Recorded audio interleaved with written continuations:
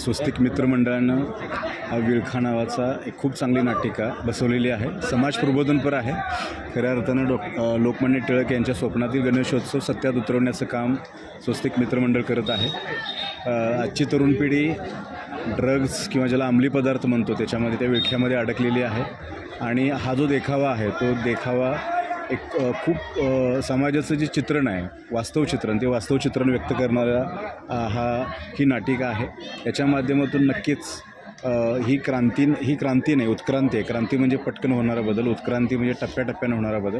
या तरुणाईंच्या डोळ्यामध्ये झणझणीत अंजन नक्कीच होऊ शकेल. आणि असं म्हटलं जातं, sound mind in a sound body, निरोगी शरीरात निरोगी मन वास करतं. तर त्यामुळं प्रत्येकानं हा जो देखावा आहे त्या देखावातनं जो मॉरल आहे, जे शिखलाई आहे, ती प्रत्येकानं घ्यावी. आणि मी स्वस्तिक मित्रमंडळाचं मनापासून धन्यवाद व्यक्त करतो.